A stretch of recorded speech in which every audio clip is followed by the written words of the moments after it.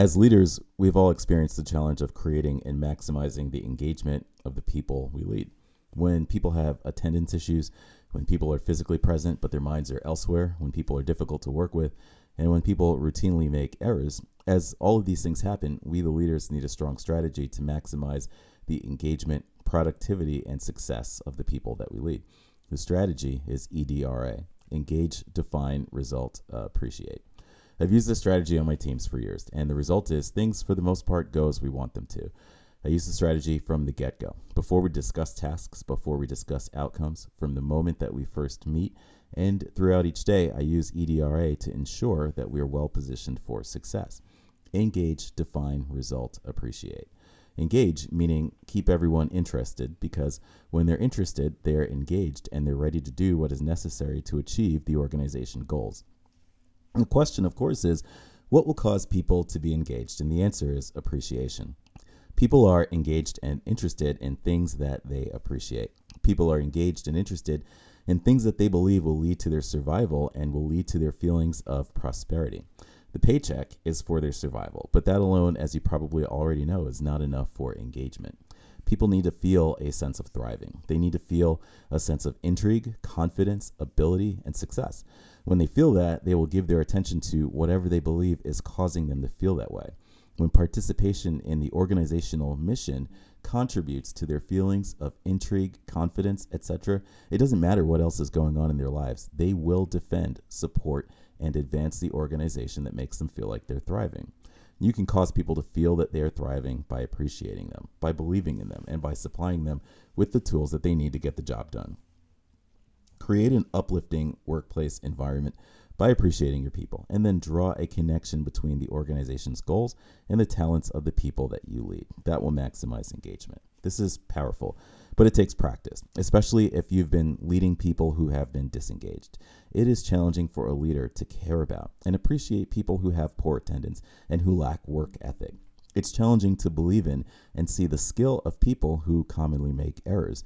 It's challenging to trust that people will deliver meaningful outcomes when they have a track record of not getting the job done or not getting it done well enough. What makes it challenging to see the value in the people that you lead are the adverse labels that you sometimes assign to people. I say this with all due respect for you, a completely capable and effective leader. If you label people as indifferent or underperforming, you become blind to the value that they bring. If you've labeled someone as incapable or indifferent, lazy or unreliable, you did so as a logical response to a real circumstance. The person or people have not been showing their best work. It is their responsibility to show their best work, but you do not have to wait for them to figure this out on their own. You can inspire them to improve by improving the things that you notice about them. Their skills really are right in front of you, but in order for you to recognize their skills, especially when your people are not making it obvious, you have to change the stories that you tell and believe about those people. When you experience someone who is disengaged or who produces lackluster outcomes, your first step is to self-actualize. Satisfy your own personal needs and appreciate your own value, skill, and outcomes. Tell the story of you, a person who knows how to find a diamond in the rough. Tell the story of you, a person who knows that all anyone ever needs is to feel appreciated and smart, because when they feel like that, they deliver the outcomes that they never knew they could deliver. Tell the story of you, a person that knows that everyone has flaws and that everyone has value. Tell the story of you, a person that knows your own value and who is skilled at identifying the value within people. Tell the story of you, a person who's skilled at assigning outcomes to people based on their talents. Finally, tell the story of you, a person who's strong enough to appreciate anyone for the value that they bring, and as such, you're capable of swiftly inspiring engagement in any organization of people. If you do that, you will have an engaged employee group. If you do that, attendance will improve. If you do that, people will care about the outcomes that they're tasked with creating. People will deliver in a timely fashion with an accuracy that empowers your organization to push its boundaries and to succeed to an extent that surprises even you. That's employee engagement. When you do that, all that's left is define, result, and appreciate. These are easy to do. Define, meaning define the organization's goals and the reasons for those goals. Also, define how those goals benefit everyone. Define the long and short-term goals, and to the best of your ability, define the approximate timelines of those goals. Maximize the details that you offer about goals. Maximize the details for the reasons of those goals, and maximize the details as to how everyone benefits by achieving these goals. Details kill and prevent rumors. Meanwhile, details maximize engagement. When you're an engaged team that has detailed knowledge of the organization's goals, when you have this, you'll find that you can delegate outcomes based on your people's strengths, and you'll be able to allow them operational freedom. You know best how much operational freedom you can allow. As your people demonstrate that they are engaged and capable, you'll feel more and more comfortable offering them this operational freedom, which allows them to use their own logic and decide on what actions to take. Once this happens, all you need to do is request an outcome, and they will deliver those outcomes that you've specified. This style adds discretionary time to your day. As you less need to manage and check up on people, you'll find that you have more time for your own priorities. As your people are producing results, it's naturally important to be transparent about those results. Results that show success are uplifting, and they drive engagement. Such results should be shared often, no matter how seemingly small or large.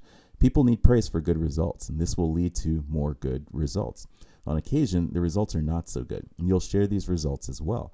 But the purpose of sharing negative results is to redefine or reiterate goals and focus on how your fully capable team can act in new ways to achieve the outcomes that you seek. As you maintain your confidence in the skill of your people, they will feel that, they will self-actualize, and you'll have the best chance at outstanding results next time around.